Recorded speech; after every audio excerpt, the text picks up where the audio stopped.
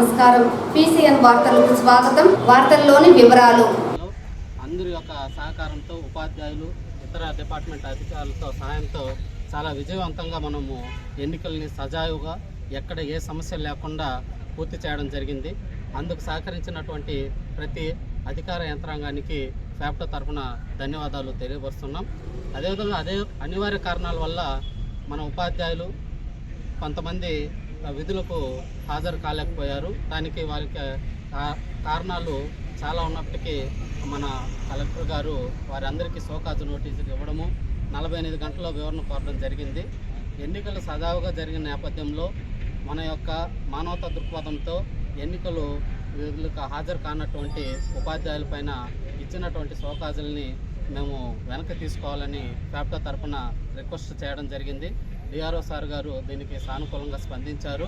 కాబట్టి మా యొక్క రిక్వెస్ట్ ఏమంటే షోకాజ్ ఇచ్చినటువంటి ఉపాధ్యాయుల యొక్క షోకాజ్ నోటీసుల్ని వెనక్కి తీసుకొని మానవ దృక్పథంతో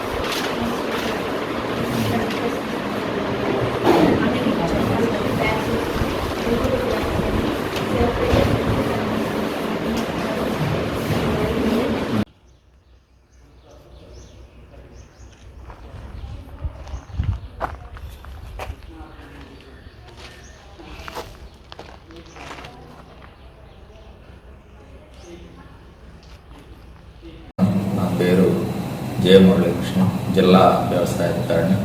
ముఖ్యంగా ఖరీఫ్ 2024 సీజన్ జూన్ నుంచి ప్రారంభం కానుంది. దీనికి సంబంధించి కార్యాచరణ ప్రణాళిక చిత్తూరు జిల్లాకి రూపొందించుకోవడం జరిగింది. అందులో ముఖ్యమైనది ఈ ఖరీఫ్ సీజన్కి సంబంధించి చిత్తూరు జిల్లాలో ఉన్న 31 మండలాల్లో కూడా ముఖ్యంగా వర్షాధారం కింద వేరుశనగ సాగు అనేటువంటిది ప్రధానమైనది. అందుకోసమని చెప్పి మనము వేరుశనగ విత్తనాలు 40% రాయితీపై ఇవ్వడానికి ఏర్పాటు చేయడం జరిగింది. 23వ తారీఖు నుంచి రిజిస్ట్రేషన్తో పాటుగా డిస్ట్రిబ్యూషన్ కూడా ఏర్పాటు చేసుకోవడం జరిగింది. ఈ 30 కిలోల బస్తా 40% సబ్సిడీ పోను 1710 రూపాయలు కూడా జరుగుతుంది. అన్ని ప్రభుత్వము నిర్దేశించినటువంటి మార్గదర్శకాలకి అనుగుణంగా ఇది ఇవ్వడం జరుగుతుంది. ఎక్కడైతే వేరుశనగ పండిస్తున్నారో వేరుశనగ వేసే ప్రాంతాల్లో ఉన్నటువంటి రైతు భరోసా కేంద్రాల్లో ఈ పంపిణీకి ఏర్పాటు చేయడం జరిగింది. కాబట్టి రైతు సోదరులందరూ కూడా ఈ అవకాశాన్ని ఉపయోగించుకోవాల్సిందిగా తెలియజేస్తున్నాం.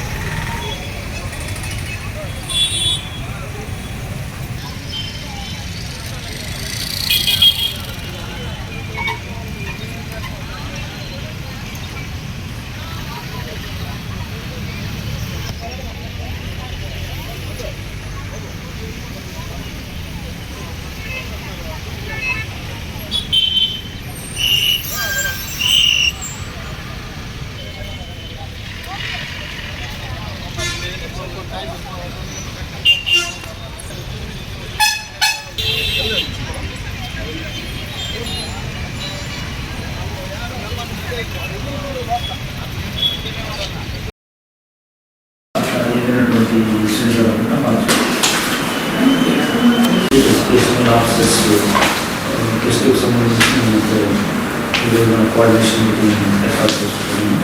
ఎగ్జామినేషన్ 9 గంటల నుండి 11:30 గంటల వరకు ఉంది.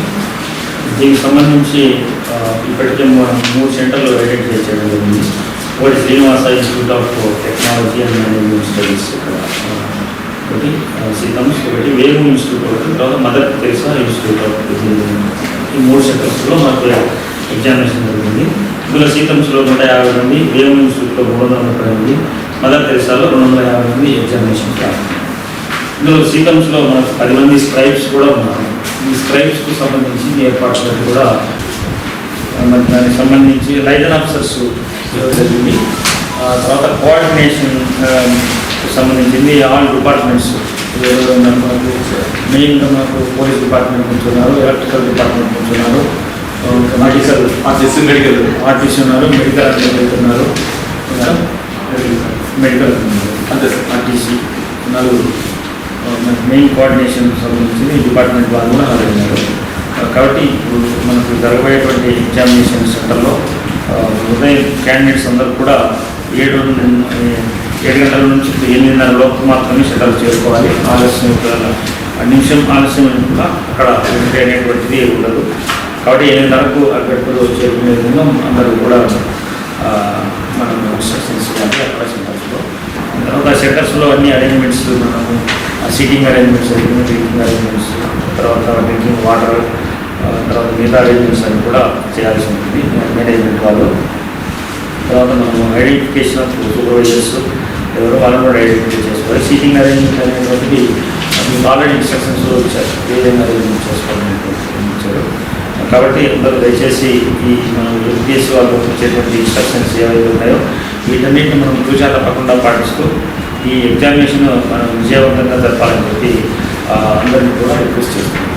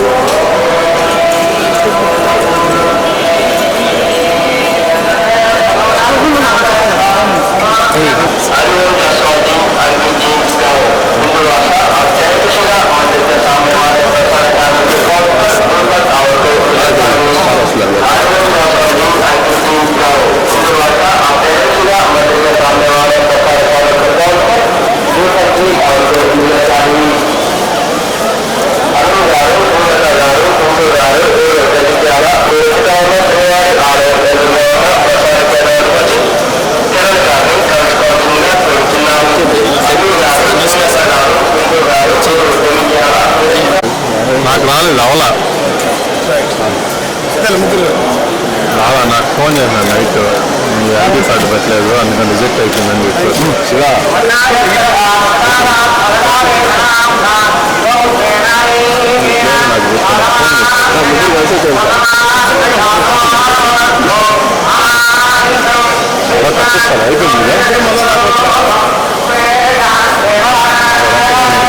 కలిసి వస్తుంది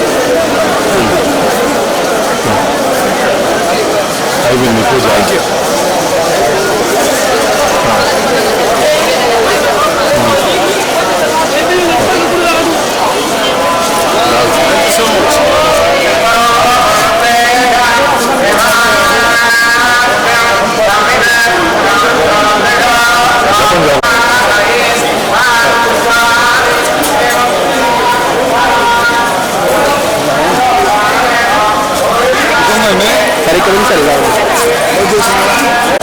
వాయిస్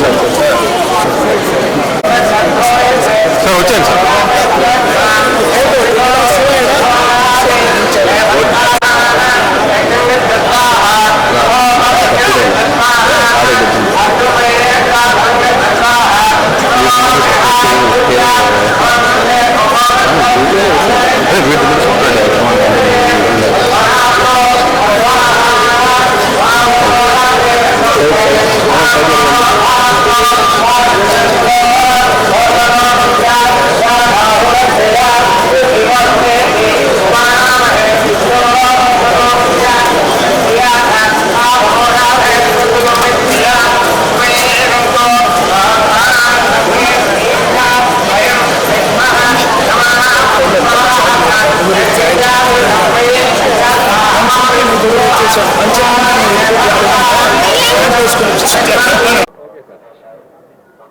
అందరికీ నమస్కారం. ఓం నమో వెంకటేశాయ. ఈరోజు స్వామివారిని దర్శించుకోవటం జరిగింది. ఆ సందర్భంగా రాబోయే కౌంటింగ్లో చంద్రబాబు నాయుడు గారు గెలిచి తెలుగుదేశం పార్టీకి మెజార్టీ ఎమ్మెల్యే ఎంపీ స్థానాలు వచ్చి తెలుగుదేశం పార్టీ అధికారంలోకి రావాలని, చంద్రబాబు నాయుడు గారు ముఖ్యమంత్రి కావాలని, తద్వారా ఈ రాష్ట్రంలోని ప్రజలందరికీ కూడా మంచి జరగాలని, ఆ వెంకటేశ్వర స్వామి చల్లటి ఆశీస్సులు ఈ రాష్ట్ర ప్రజలపైన, చంద్రబాబు నాయుడు గారి పైన, తెలుగుదేశం పార్టీ కార్యకర్తల నాయకులపైన ఉండాలని చెప్పి కోరుకోవటం జరిగింది. Thank you. ఇప్పుడు అదే చాలా ఆశ్చర్యకరంగా ఉంది. చాలా స్పష్టంగా మొన్న జరిగిన ఎన్నికల్లో 3వ తేదీన ఈవీఎంలు ధ్వంసం చేసినట్టుగా ఆ వెబ్ కాస్టింగ్లో సీసీ కెమెరాలు రికార్డ్ చేసిన పిన్నెల రామకృష్ణారెడ్డి. ఇంకా దాని గురించి ఆలోచించటం ఏంటి? ఆయన హైదరాబాద్ పారిపోయాడు అంటూ ఏంటి? ఆయన వెనకాల పోలీసులు పడి ఏదో దొంగ పోలీసు నాటకం లాగా, ఏదో ముందుగానే ప్రీ ఫ్యాబ్రికేటెడ్, ముందుగానే రచించిన పథకం లాగా పోలీసులు కూడా సహకరించి ఆయన వెహికల్స్ దొరికినాయంట, ఆయన పిఏ దొరికాడంట, ఆయన గన్మెన్ దొరికాడంట. కానీ ఆయన కానీ ఆయన తమ్ముడు కానీ దొరకలేదంట. 3 రోజుల పాటు వీళ్ళు వెతుకుతున్నాం వేటాడుతున్నాం అని వీళ్ళు కాలక్షేపం చేశారు. ఈలోపు కోర్టు నుంచి ఆయన ఆర్డర్ తెచ్చుకోవటం జరిగింది, ఆయన అరెస్ట్ చేయకూడదంట. అదేమంటే ఆయన అకౌంటింగ్ కొండాలంట. ఏమన్నా అసలు ప్రజాస్వామ్య ప్రక్రియని అపహాస్యం చేస్తూ ఈవీఎం. ఈ వార్తలు ఇంతటితో సమాప్తం. నమస్కారం.